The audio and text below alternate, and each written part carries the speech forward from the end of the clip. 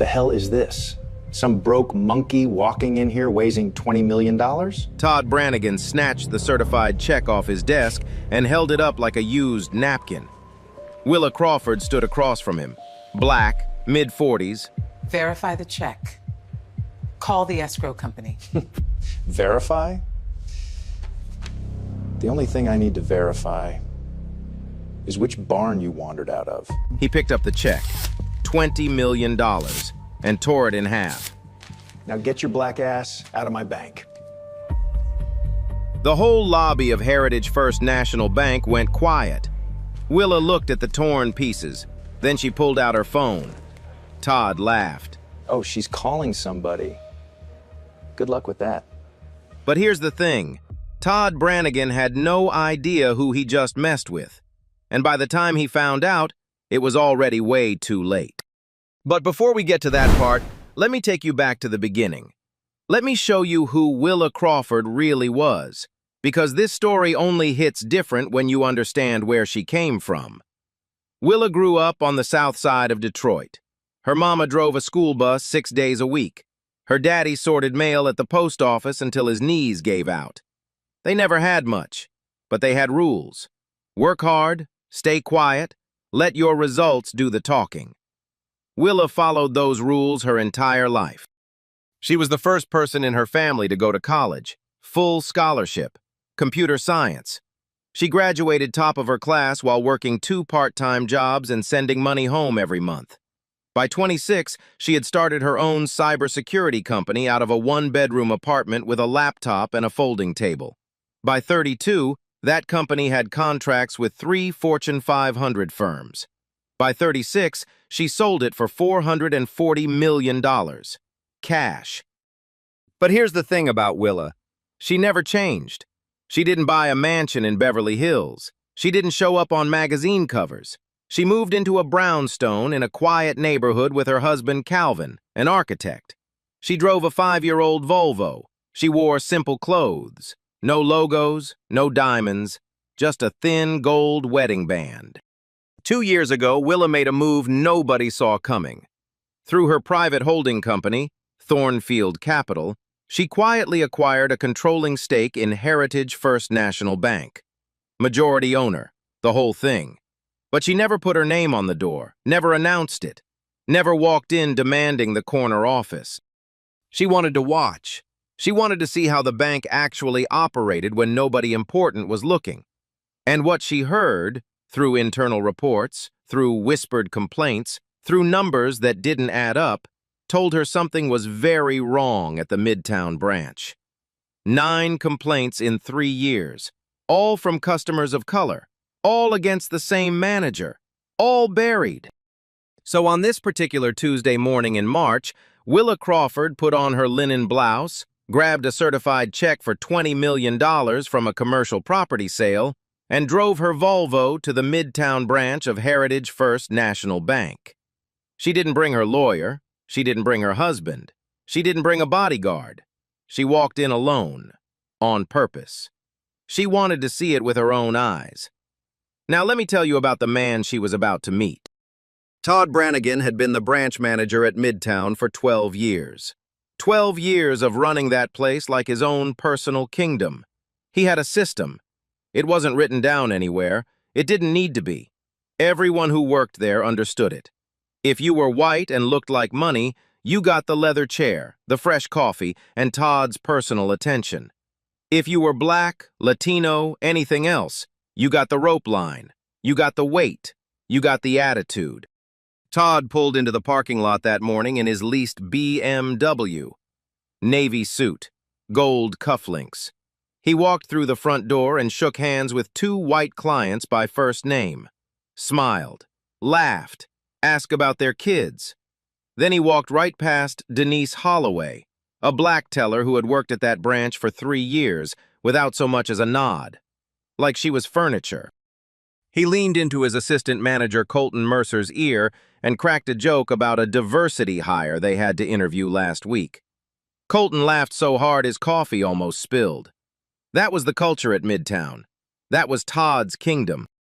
The branch itself looked like something out of a magazine. High ceilings, Oil paintings of former bank presidents lining the walls, every single one a white man in a dark suit. The air smelled like furniture polish and old leather. It was designed to make certain people feel welcome and certain people feel like they didn't belong. That Tuesday morning, the lobby had a mix of customers. Two elderly white couples being helped promptly. A young black couple sitting in the waiting area trying to open a joint account. They had been there for 40 minutes and nobody had called their name. A Latino businessman in a tailored suit checking his watch, clearly frustrated. A black mother holding her toddler daughter on her hip, clutching a folder full of documents for a small business loan application. Willa noticed all of it. Every detail, every glance, every person being skipped over. She walked up to the teller window where Denise Holloway was working. Denise greeted her with a warm smile. "Good morning. How can I help you today?" "I'd like to make a large deposit," Willa said. "I'd prefer to speak with the branch manager for a private transaction." Something flickered across Denise's face, a tiny flash of worry. She knew what happened when black customers asked for Todd. But she stayed professional and picked up the phone.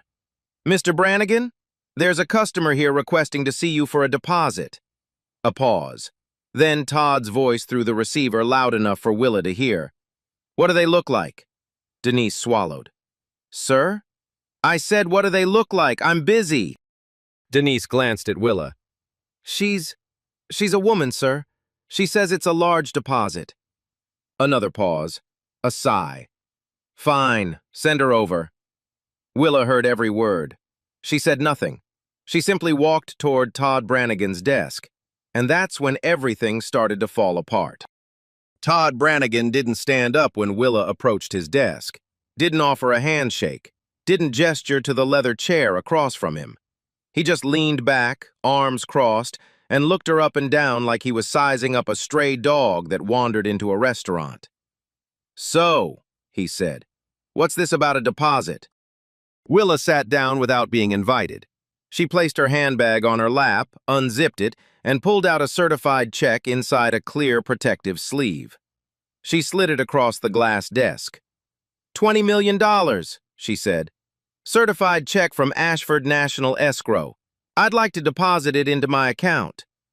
Todd glanced down at the check, then back at Willa, then back at the check. His eyebrows went up slowly, like someone watching a child try to explain algebra.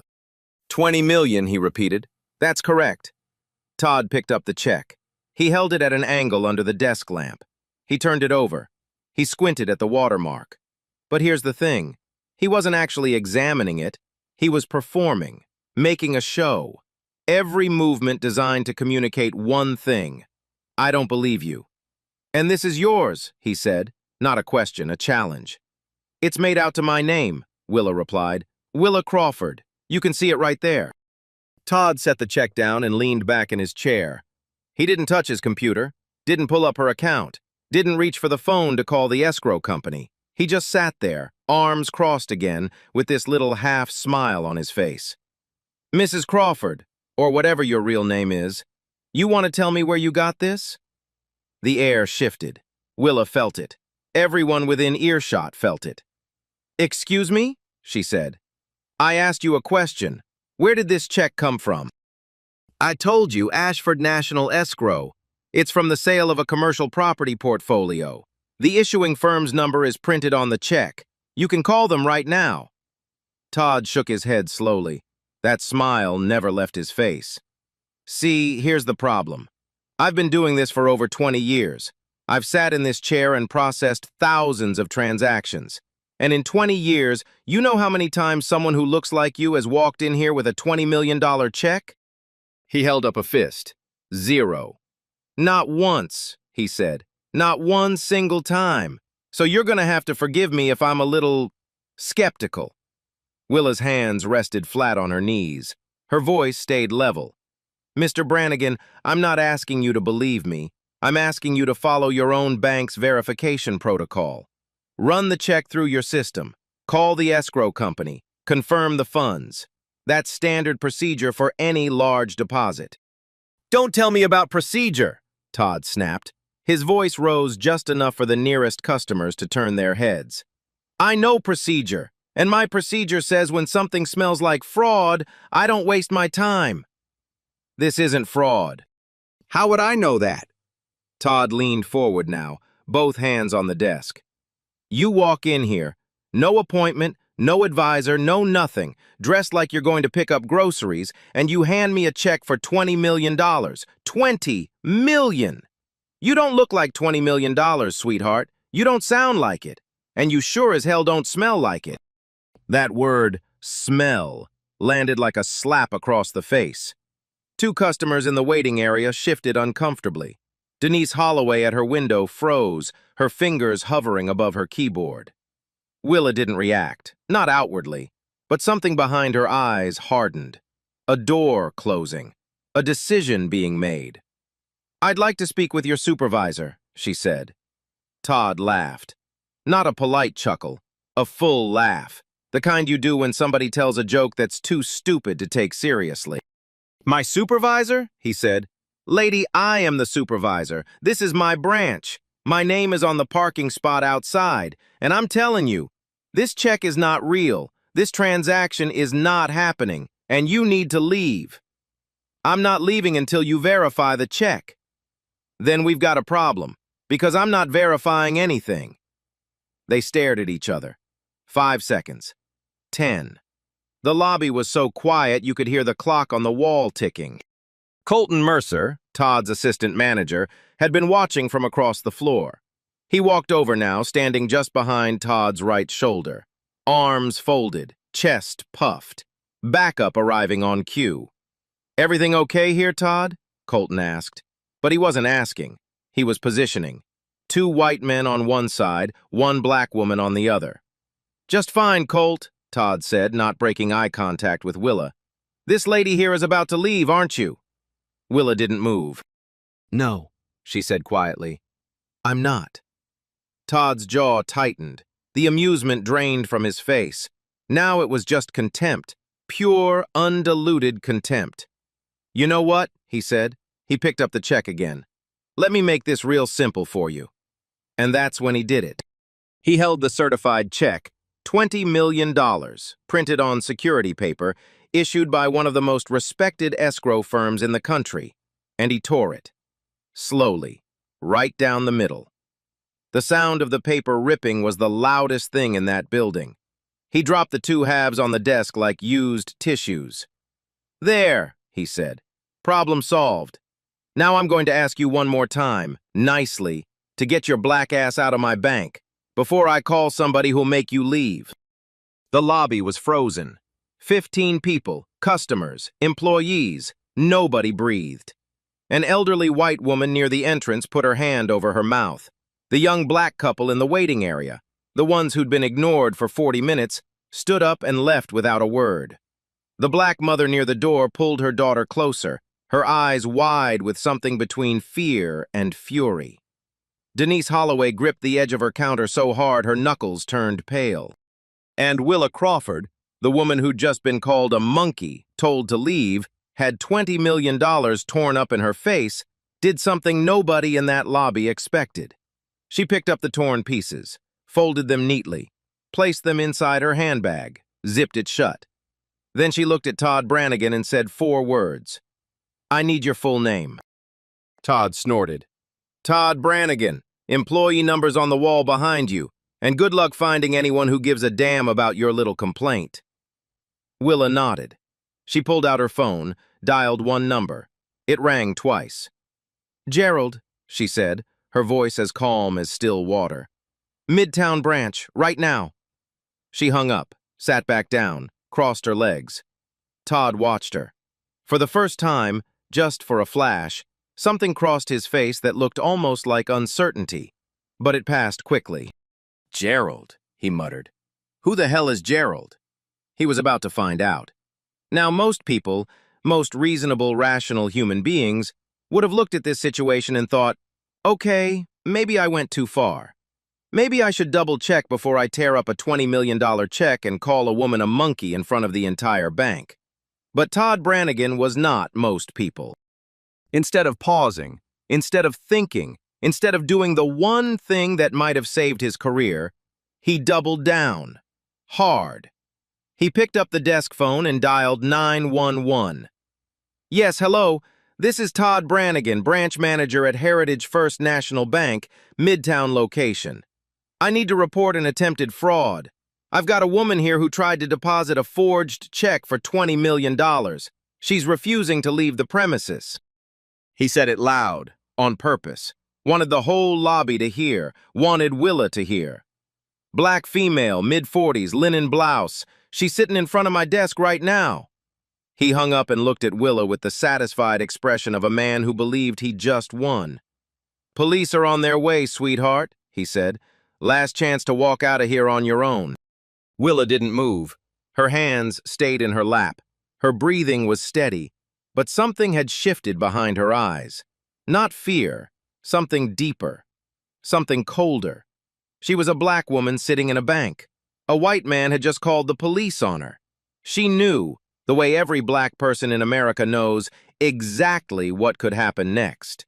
She knew the history. She knew the headlines. She knew the names of people who didn't make it home from moments just like this one. And still, she did not move. Colton Mercer positioned himself near the front door. He didn't block it exactly. He was smarter than that. He just stood there, arms crossed, legs apart, a human barrier with a smirk. The message was clear. You're not going anywhere. Todd straightened his tie and addressed the lobby like a captain calming passengers on a turbulent flight. Folks, I apologize for the disruption this morning. We take fraud very seriously at Heritage First. This situation is being handled appropriately. Please continue with your business. He smiled at a white couple near the window. They smiled back nervously. Everything under control. Nothing to see here. 8 minutes later, 2 police officers walked through the front door. The first officer was a tall woman with her hair pulled back tight. Professional, neutral expression. She scanned the room before speaking to anyone. The second officer, shorter, heavier, already sweating through his collar, went straight to Todd and shook his hand. Sir, what's the situation? Todd put on his gravest face. Officer, thank you for coming so quickly. This woman, he pointed at Willa like she was an exhibit, came into my branch this morning with a clearly forged, certified check for $20 million. When I refused to process the fraudulent instrument, she became confrontational and refused to leave. Confrontational, Willa repeated from her chair, quietly, almost to herself. The second officer turned to her. Ma'am, can I see some identification? Willa opened her handbag. She pulled out her driver's license, a second photo ID, and her Heritage First bank card. She handed all 3 over without a word. The officer examined them, flipped the license over, held it up to the light. Everything checked out. Valid, current, real. Todd wasn't done. He leaned toward the officer and lowered his voice, but not low enough. Listen, anyone can get a fake ID these days. I'm telling you, this woman is running a scam. I've been in banking 20 years. I've seen this kind of thing before. This kind of thing? The first officer repeated, looking at Todd. Something in her tone suggested she heard exactly what he meant. Ma'am, could you step over here for me? The second officer said to Willa. He gestured toward the wall, not toward a chair, not toward a private room, toward the wall, in full view of every customer and employee in the building. Willa stood up. She walked to where the officer pointed, and she stood there, separated from the other customers, isolated, like a suspect in a lineup. The lobby was watching. Some people had their phones out now, recording. The young black mother near the door hadn't left. She held her daughter on one hip and her phone in the other hand, filming everything. The elderly white woman who had gasped earlier shook her head and whispered to her husband, "This isn't right." Her husband said nothing. The second officer started asking questions. Standard questions, but the way he asked them, the tone, the rhythm, the implication behind each one made them feel like an interrogation. Where did you get this check, ma'am? From a commercial property sale. The escrow company is Ashford National. Their number is on the check. And what do you do for a living? I run a private investment firm. Uh-huh. And can anyone verify that? My attorney. My accountant, the Secretary of State's office where my company is registered, the escrow firm that issued the check. Pick one. Todd hovered 3 feet away, feeding his version to anyone who would listen. In my experience, he said to the first officer, these types of schemes usually involve stolen identities. I wouldn't trust anything she says. These types. There it was again. The first officer, the professional one, stepped away from Todd. She pulled out her radio and quietly ran Willa's ID through the system. Driver's license, valid, no warrants, no flags. Clean record. She looked at her partner.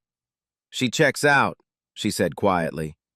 Doesn't matter, Todd called out from behind his desk. Trust me, I know fraud when I see it. I don't care what the system says. 20 minutes passed.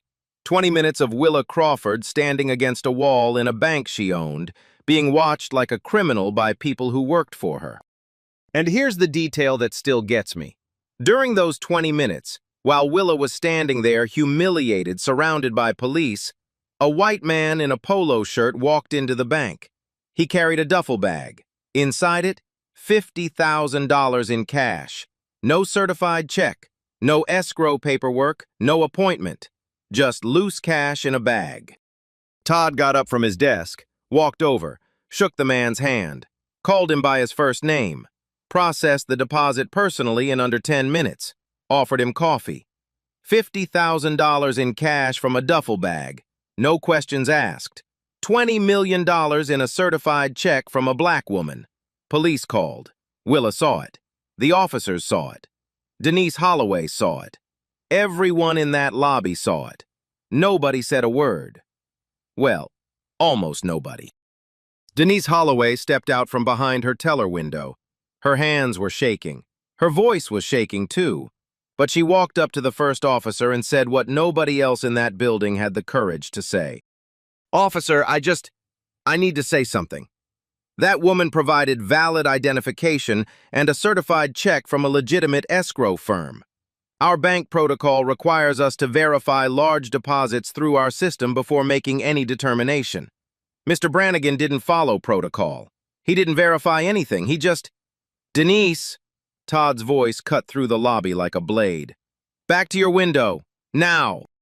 Denise looked at him. For a moment it seemed like she might keep going, but 12 years of Todd Brannigan's reign had taught everyone in that branch the same lesson. Speak up and suffer. She went back to her window, but the seed was planted. The first officer watched Denise walk away, then looked at Todd with new eyes. Something wasn't adding up, and it was about to come apart. Outside, a black sedan pulled into the parking lot. The engine cut off. 2 doors opened, and the people who stepped out were about to turn Todd Brannigan's entire world upside down. The front door of Heritage First National Bank opened, and the temperature in the room dropped 10 degrees. Gerald Ashworth walked in first. Regional director, silver hair, charcoal suit, the kind of man whose presence rearranged a room without him saying a word. Behind him, attorney Renee Whitfield, black woman, late 40s, leather portfolio under her arm, eyes like a loaded weapon. Behind her, a second attorney and a woman from the bank's compliance department carrying a file box. 4 people, walking in formation, walking with purpose. Todd saw Gerald from across the lobby and immediately switched on his best smile. The groveling smile, the one he saved for people who signed his performance reviews. Gerald! Todd said, straightening his tie and stepping forward. Great to see you, sir. We've got a small situation here, but I've got it completely under... Gerald walked past him, didn't slow down, didn't look at him, didn't acknowledge his existence. He walked directly to Willa Crawford, still standing near the wall where the officer had placed her, and stopped. The entire bank was watching. Gerald Ashworth extended his hand. Mrs. Crawford, he said. His voice carried across the marble floor. I am so deeply sorry. Are you all right? Todd's smile froze on his face like a mask that suddenly didn't fit. Gerald? Todd stepped forward. You know this woman? Gerald didn't turn around. He kept his eyes on Willa. She took his hand, shook it once, nodded. "I'm fine, Gerald," she said, "but we have a lot to discuss." Gerald turned to face the lobby, the officers, the customers, the employees, Colton Mercer, who had gone pale as milk near the front door, Denise Holloway, who was gripping her counter with both hands. "Officers," Gerald said, his voice steady and clear, "I want to thank you for responding today, but I need to clarify something important about this situation." He paused. Let the silence do its work. "This woman, Willa Crawford, is not a fraud suspect. She is not a scammer. She is not a criminal." Another pause. "She is the majority owner of Heritage First National Bank. She holds a controlling interest through Thornfield Capital. She is, in the most literal and legal sense of the word, Mr. Brannigan's employer." The lobby didn't gasp. It was worse than a gasp. It was the sound of 15 people understanding everything at once. A silence so heavy it pressed against the walls. Todd laughed, a short, broken laugh, the laugh of a man whose brain refused to process what his ears just heard. No, that can't be right. Gerald, come on, you're not serious." Gerald didn't repeat himself. He just looked at Todd, and the look said everything his words didn't. Attorney Renee Whitfield stepped forward. She placed a document on the counter, a certified ownership summary from Thornfield Capital, stamped and notarized. She opened it to the relevant page and turned it to face Todd. Then she spoke. Not loud. She didn't need to be loud. "Mr. Brannigan, the check you destroyed this morning was a legitimate certified instrument issued by Ashford National Escrow. What you did today constitutes destruction of a financial document, discriminatory conduct in violation of federal banking regulations, and potentially criminal behavior under multiple statutes." She closed the portfolio.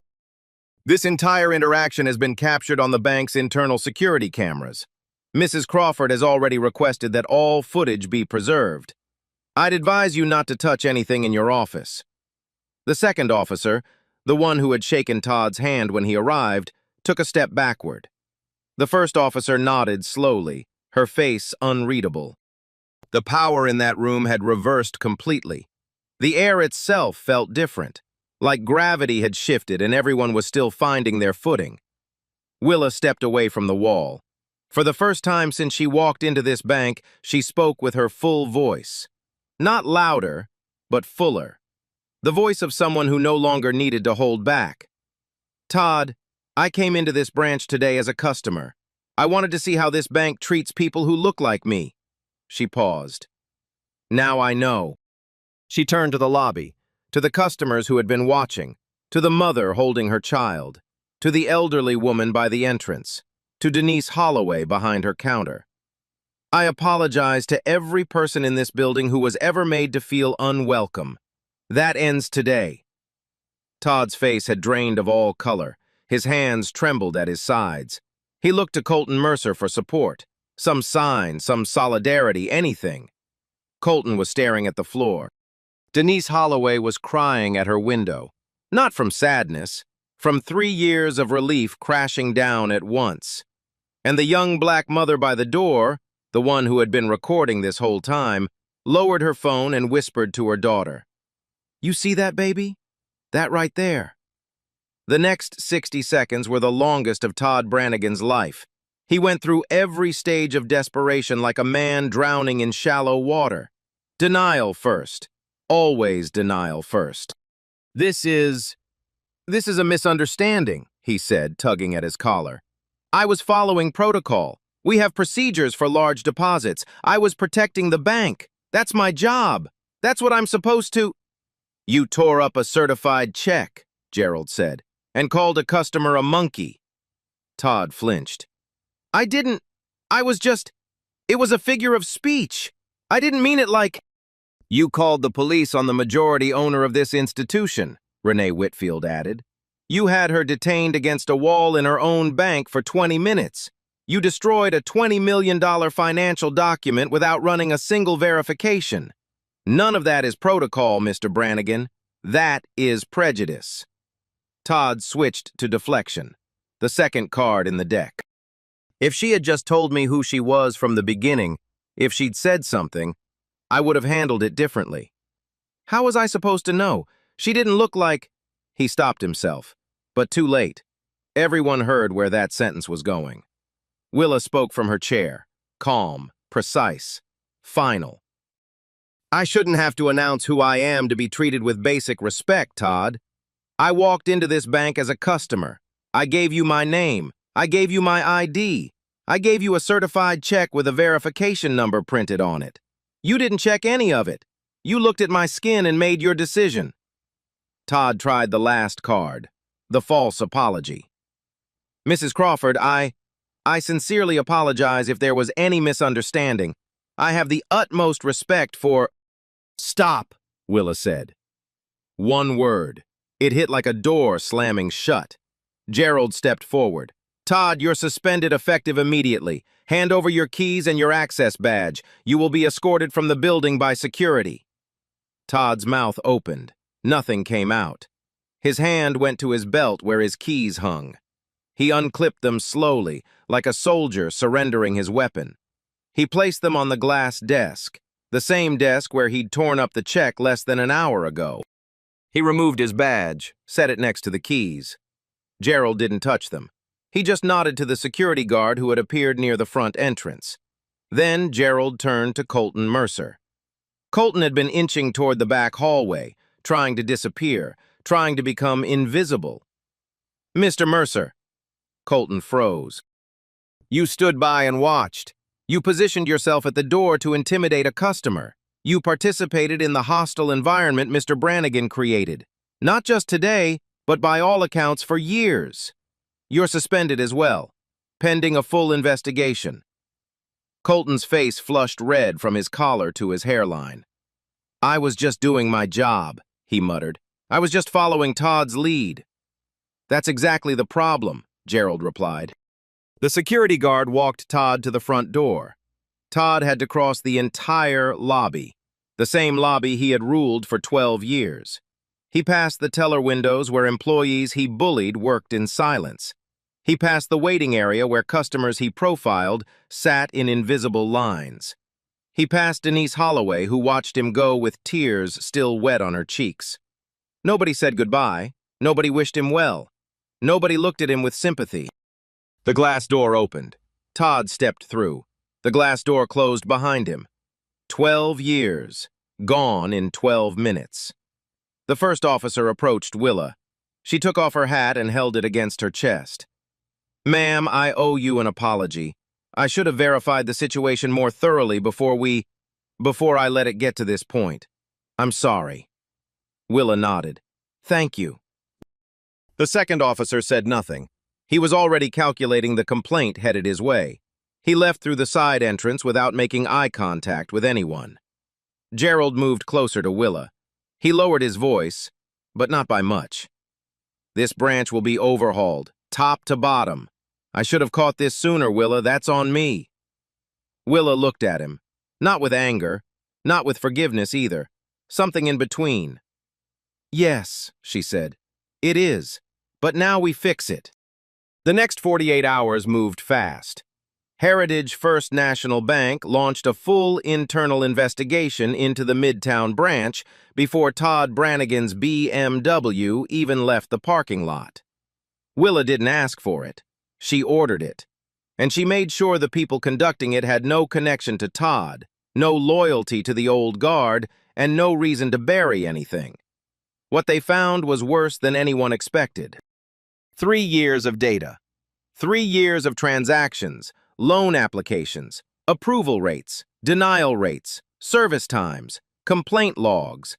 All of it pulled apart and laid out on a table like evidence at a crime scene. Because that's exactly what it was.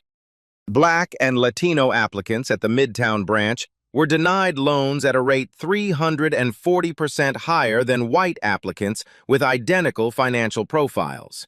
Same credit scores, same income levels, same documentation, different outcomes, every single time. Premium banking services, the leather chair treatment, the priority processing, the personal phone calls, were offered almost exclusively to white clients. 92%. That wasn't an accident. That was a system. The 9 complaints filed against Todd over 3 years? They were all there, filed properly, documented, time-stamped. And every single one had been marked resolved, no action required, by the same internal reviewer. A man who played golf with Todd every other Saturday. But the emails were the kill shot. The investigation team pulled Todd's internal correspondence going back 18 months. What they found made even the most seasoned compliance officers sit back in their chairs. One email from Todd to Colton Mercer, dated 11 months earlier, read, "Another one with a business loan application. LOL. Just process it slow and they usually give up." Another from 6 months before the incident. "Had a couple come in today wanting a mortgage consultation. Took one look and sent them to the waiting area. They left after an hour. Problem solved." There were more, dozens more. A paper trail of casual cruelty dressed up as professional judgment. The Office of the Comptroller of the Currency, the OCC, the federal agency that oversees national banks, was notified within 72 hours. They opened a parallel investigation. Heritage First cooperated fully. Willa insisted on it. No lawyers playing defense, no stalling, no spin, full transparency. Then the video hit the internet. The young black mother, the one who had been standing near the door with her daughter, the one who had been clutching her small business loan documents while watching Willa get humiliated, she had recorded everything. 3 minutes and 42 seconds of footage. Clear audio, clear video. Todd's words, the torn check, the police, Willa standing against the wall, the white man with the duffel bag getting a handshake, all of it. She posted it that night with a caption, "This happened today at Heritage First National Bank. Watch the whole thing." By morning, it had 4 million views. By the end of the second day, 15 million. The title the internet gave it was almost identical to what actually happened. Bank manager tears up black woman's $20 million check, doesn't know she owns the bank. It was everywhere. Every platform, every news desk, every group chat in America. Samantha Ellis, a national news anchor, ran the story on her evening broadcast. She interviewed Denise Holloway first. Denise sat in a studio chair, hands folded in her lap, and described 3 years of watching Todd Brannigan mistreat customers of color. 3 years of biting her tongue. 3 years of filing complaints that went nowhere. "I knew it was wrong," Denise said on camera. "Every single day I knew. But when you speak up and nothing changes, when the complaints just disappear, you start to feel like maybe you're the problem. Maybe you're the one who doesn't belong." The interview got 12 million views on its own. Then Willa did something she almost never did. She gave an interview. One camera, one take. She sat in a simple chair. No makeup team, no publicist hovering off screen. Just Willa, in a blazer, looking directly into the lens. "I didn't go into that bank to make a scene," she said. "I went in to deposit a check.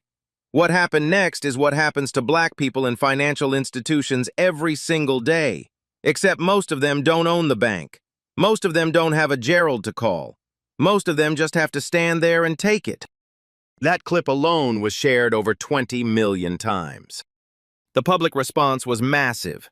Thousands of people called Heritage First's customer service line, not to complain, but to share their own stories. Former customers of the Midtown branch came forward in waves, dozens of them, each one with a version of the same experience. The long waits, the suspicious looks, the applications that mysteriously went nowhere.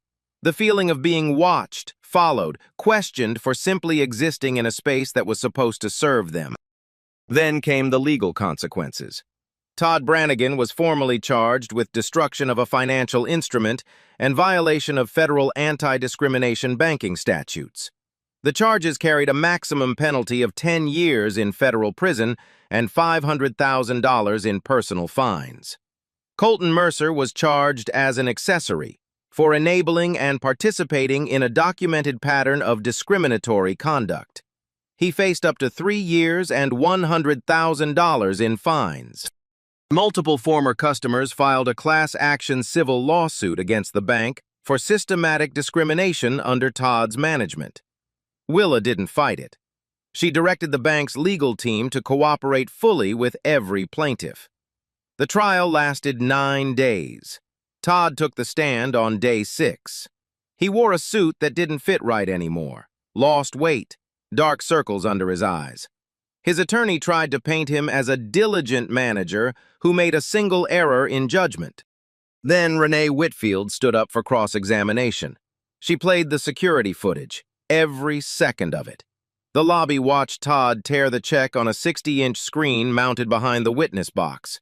She read his emails aloud, one by one, slowly, letting each word sink into the jury like a stone into still water. She presented the statistical analysis, 340% disparity in loan denials. She brought in the compliance data, the buried complaints, the golf buddy who marked them resolved. Todd tried to hold the line. "I treat everyone the same," he said under oath. Renee didn't even respond. She just turned to the jury and let them sit with that statement while the footage played behind her on a loop. The jury deliberated for 1 hour and 43 minutes. Guilty. All counts. Todd Brannigan was sentenced to 6 years in federal prison, $350,000 in personal fines, permanently barred from the banking industry for life. Colton Mercer. Guilty. 18 months, $80,000 in fines, also barred from banking, permanently. The judge's closing statement was brief. She looked directly at Todd when she delivered it. "Mr. Brannigan, you were entrusted with a position of public service. You used that position to demean, exclude, and discriminate against the very people you were obligated to serve. The court has no tolerance for this. None." Todd was led out of the courtroom in handcuffs. He didn't look up. But the story didn't end with a verdict. Willa made sure of that. Within 30 days of the trial, she stepped into a more active role at Heritage First National Bank and launched a complete institutional overhaul. Mandatory anti-bias training for every employee at every branch. A new anonymous complaint system with independent review. No more golf buddies marking cases resolved. A community advisory board with representatives from every neighborhood the bank served. And a $10 million fund dedicated to small business loans for historically underserved communities. Denise Holloway, the teller who risked her job to speak up when nobody else would, was promoted to assistant branch manager of the Midtown location, which was now led by a new manager recruited from outside the company. And the young black mother who filmed the video? The one whose small business loan had been slow-walked into oblivion under Todd's management? Willa personally reviewed her application. Every document was in order. It had always been in order. The loan was approved in 48 hours. 6 months later, that woman opened a bakery on the same block as the Midtown branch. She named it Rise. The grand opening had a line around the corner. So where is everyone now? Let me finish this out. Willa Crawford went back to doing what she always did, building things quietly. She launched a national initiative called Open Door Banking, pushing for transparency and accountability in how financial institutions treat every customer who walks through their doors, regardless of what they look like. 6 months after the trial, she gave the keynote speech at the National Banking Conference in Washington, D.C. Standing ovation, 3 minutes long. Her husband Calvin was in the front row. Same quiet smile he always wore. The man never needed the spotlight, he just needed to be there. And he always was. Todd Brannigan is in a federal correctional facility in Virginia.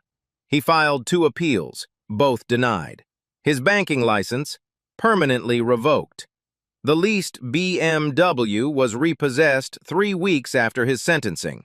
His wife filed for divorce before the first appeal was even heard.